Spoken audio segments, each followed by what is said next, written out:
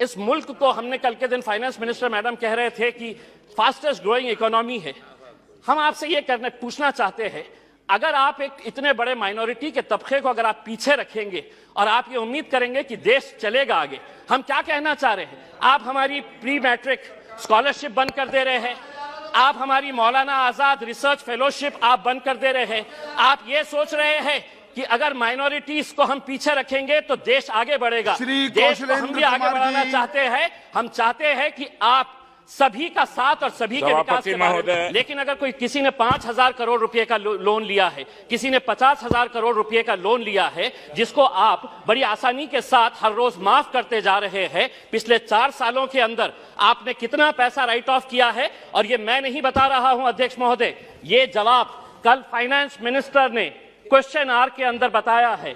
तो सुनिए, उसके अंदर पिछले 4 साल के अंदर कितना पैसा 8,48,186 करोड़ रुपीस का लोन राइट ऑफ किया गया है।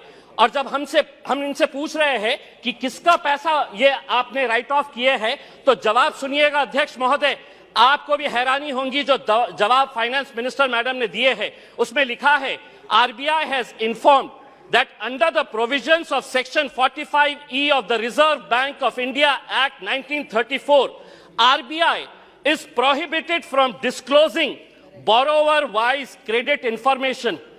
RBI ये आपको कह रहा है कि हम आपको डिटेल नहीं दे सकते हैं कि कौन बड़े धन्ना सेठों ने पैसा लिया है, ये देश को आप नहीं बताएंगे। आखिर ये पैसा 8,48,186 करोड़ रुपीस आपने राइट ऑफ किए हैं। इसका जवाब आप दीजिएगा कि मेरे लिए कानून अलग कैसा हो सकता है, और जिन्होंने धन्ना सेठों ने पैसा लेकर कोई लंदन भाग गया है, कोई सिंगापुर भाग गया है, उनका नाम भी आरबीआई नहीं बताएगी हमारी को। दूसरा ये है कि मैं अभी सुन रहा था जगदम्बिका पाल साहब को। पाल साहब सुनिए, आप किसानों के बारे में कह रहे थे। मैं जिस क्षेत्र से आता हूं, देश का एक छोटा सा एक शहर है, उस क्षेत्र के अंदर महाराष्ट्र के अंदर मराठवाड़ा एक छोटा सा क्षेत्र है। उस क्षेत्र के अंदर जनवरी से लेकर नवंबर 2022 तक महज 11 महीनों के अंदर 940 किसानों ने आत्महत्या की है। मैं देश की बात नहीं कर रहा हूं, मैं सिर्फ मराठवाड़ा एक जो देश का एक छोटा सा हिस्सा है, कहीं ना कहीं आपकी कुछ नीतियां गलत हो रही है अध्यक्ष महोदय, कहीं ना कहीं आपकी नीतियां गलत हो रही है। वरना इन किसानों की मौत को आपने सिर्फ एक आंकड़ा बनाकर रख दिए है। 940 किसान अगर सिर्फ एक क्षेत्र से मर रहे हैं और ये कहते हैं कि नहीं हमने किसानों के लिए इतना किया है, तो क्या वजह है कि आज किसान अपनी जान दे रहा है? आप ये कहते हैं कि प्रधानमंत्री उज्ज्वला गैस स्कीम के अंडर में आपने 10 करोड़ लोगों को दे दिए हैं। आप ये आंकड़ा बताइए, कितने ऐसे गरीब लोग जो पहले हम भी मानते हैं, हम भी खुश हुए थे, हमने भी स्वागत किए थे कि ये लोग जब अलग अलग तरीके से गैस की जगह पहले लकड़ी के ऊपर, कोयले के ऊपर है तो अपना खाना बनाते थे, आपने गैस दिए, लेकिन कितने लोग अब दोबारा रिफिल करने के लिए जाते हैं? क्या यह सच्चाई नहीं है कि पिछले 7 सालों के अंदर, 7 साल पहले गैस के सिलेंडर का रेट 450 रुपये था, आज आपने उसको 1080 रुपये किए हैं, और ये उम्मीद कर रहे हैं कि आप जितना पैसा एडवर्टाइजमेंट के ऊपर लगा रहे हैं कि प्रधानमंत्री उज्ज्वला योजना के ऊपर, वही पैसा अगर आप दे देंगे तो शायद इन गरीबों को फायदा होगा। अनएम्प्लॉयमेंट, आज बेरोजगार, ये आंकड़ा मैं नहीं बता रहा हूं, कोई मनगढ़ंत आंकड़े नहीं बता रहा हूं, centre for monitoring Indian economy, इनके आंकड़े आए हैं। तो सुनिए फाइनेंस मिनिस्टर साहब, अनएम्प्लॉयमेंट रेट इन इंडिया अभी 8% के ऊपर आया है।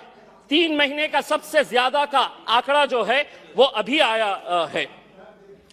अध्यक्ष महोदय, हो सकता है आपके पास भी एक EPS 95 की एक स्कीम है। बुजुर्ग लोग, ऐसे बूढ़े लोग, और मैं फाइनेंस मिनिस्टर साहब को यह बताना चाहता हूं कि इनके पास भी सर 65 लाख ऐसे पेंशनर्स हैं जिनको पेंशन कितनी दी जा रही है? 250 रुपये, 500 रुपये। फाइनेंस मिनिस्टर साहब से मैं इसलिए मुखातिब हो रहा हूं कि ये मेरे शहर से आते हैं। अगर देश के फाइनेंस मिनिस्टर साहब, मैं आपको कहता हूं, लीजिए एक नाम भी नोट करिएगा, सुलोचना गडप्पा, 70 साल की महिला है, औरंगाबाद में रहती है। सुलोचना गडप्पा, फाइनेंस मिनिस्टर साहब नोट करिए, आप औरंगाबाद शहर से ही आते हैं। उसको कितनी पेंशन दी जाती है? 250 रुपये। 70 साल की, कोई बच्चा नहीं है, और 250 रुपये के अंदर वो अपना घर का बसेरा करेगी। मेरा यह कहना है कि पेंशन स्कीम के अंदर आपके पास कितना पैसा है, वो पैसे से ईपीएस 95 के पिछले कई सालों से, और हर एमपी को इन लोगों ने खून से अपना लेटर लिखकर आपको निवेदन दिया है कि हमारे लिए कुछ तो भी करिएगा करके, आपके पास भी दिए हैं, आपकी भी फोटो छपी थी उसमें। दूसरा यह है कि आप ईएमआई के रेट्स तो बढ़ा रहे हैं, होम लोन का रेट बढ़ गया, व्हीकल लोन का रेट बढ़ गया, आप एफडी का रेट क्यों नहीं बढ़ा रहे हैं? क्या वजह है कि आप ये रेट्स के अंदर तो बड़ी आसानी के साथ फैसला ले लेते हैं, लेकिन एफडी का रेट जब बढ़ाने की बात आती है तो आप इसके अंदर कोई फैसला नहीं लेते हैं। आप एजुकेशन के लिए पैसा मांग रहे हैं। मैं ये कहना चाहता हूं अध्यक्ष महोदय, अगर स्कूल में टीचर नहीं, कॉलेज में लेक्चरर नहीं, और अगर अस्पताल के अंदर डॉक्टर नहीं, तो वो इमारतें किसी काम की नहीं है। अगर वहां पर अगर आपके पास फैकल्टीज नहीं है, और ये भी मैं मनगढ़ंत नहीं बता रहा हूं, आप ही ने जवाब दिया है, सरकार ने लिखित में जवाब दिया है, यूनिवर्सिटीज के अंदर, सेंट्रल यूनिवर्सिटीज के अंदर प्रोफेसर्स कितनी, अध्यक्ष महोदय, प्रोफेसर्स की कितनी वैकेंसी है?